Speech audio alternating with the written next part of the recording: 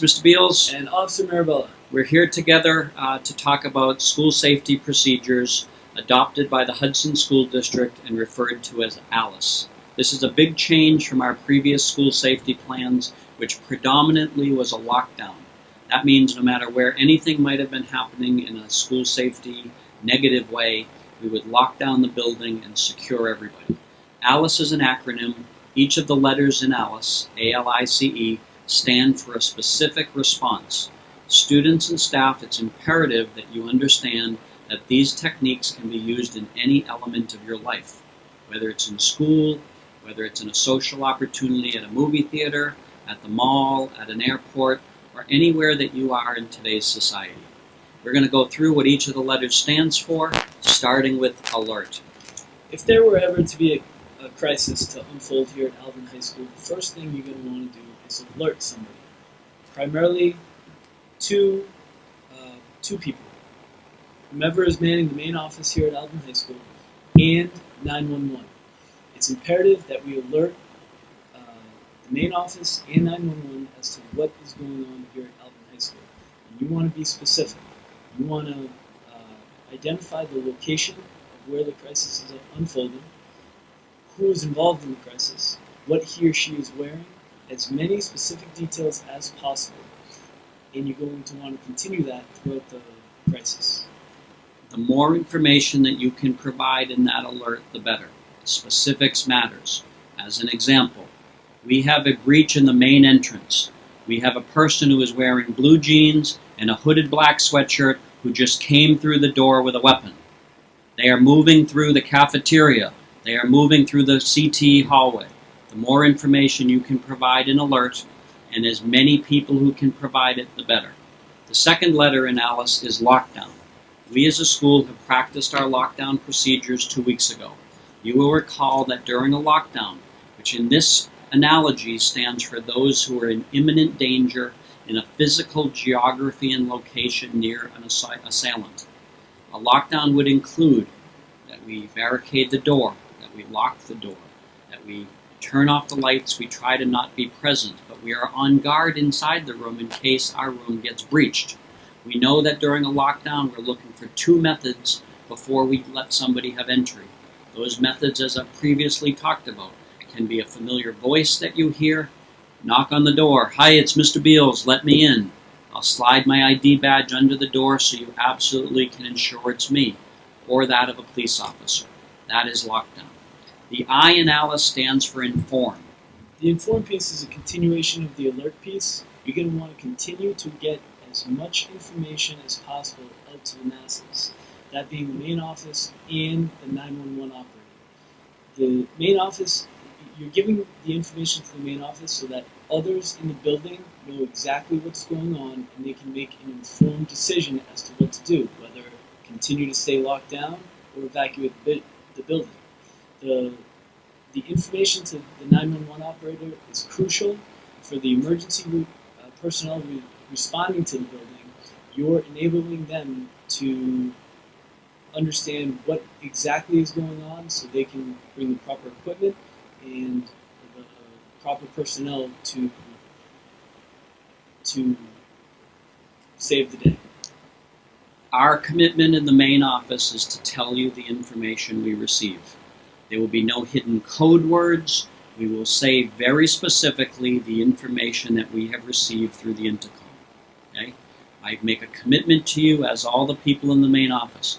We're not holding back information because we're worried about how you're going to feel about it. You cannot make an informed decision without accurate information. The C in ALICE stands for counter. During our lockdown drill, we experienced some elements of counter. One of the rooms we went into, a police officer said to me, there was a student holding a desk above their head, ready to, in essence, hurl it at a person coming in the room.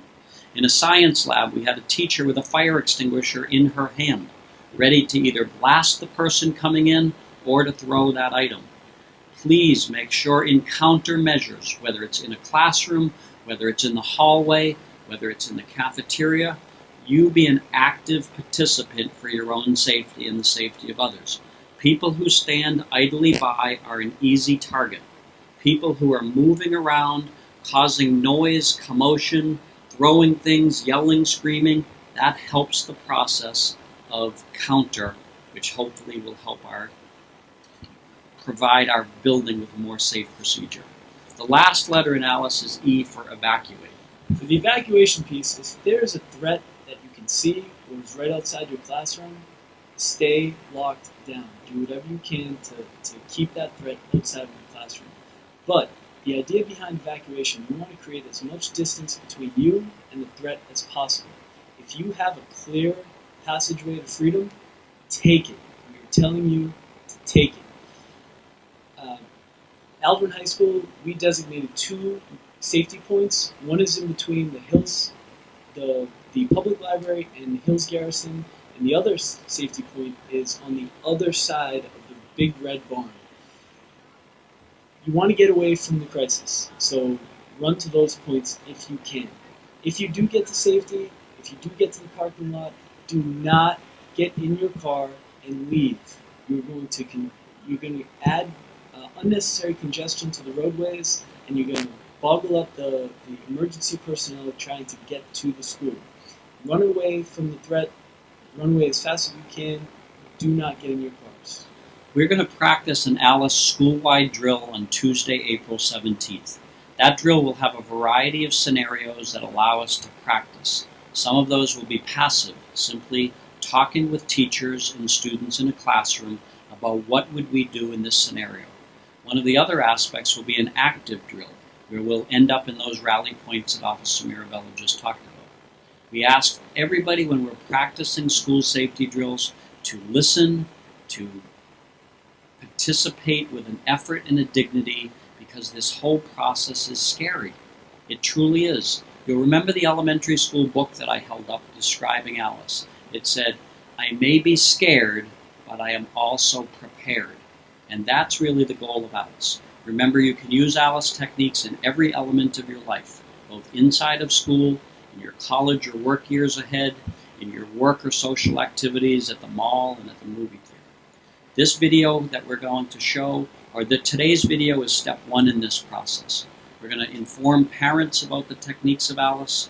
We're going to show a school-wide video that is taken from a different school who has practiced Alice drills, and it will be an active shooting scenario. It's a dramatization that we will introduce, and that'll be on the intercom and morning announcements in the next 2 weeks. For students or staff members, when you have questions, the 2 of us are here as resources. I ask that you go to any of the assistant principals in the building, certainly to me, certainly to Officer Mirabella. We want you to ask questions, whatever the hypothetical situation that you might be thinking of. For our students who are very anxious by nature in all elements of school safety, please rely on your communications with your school counselors, with your teachers, certainly with me and others. We don't want this to be a scary proposition for anybody, although it is.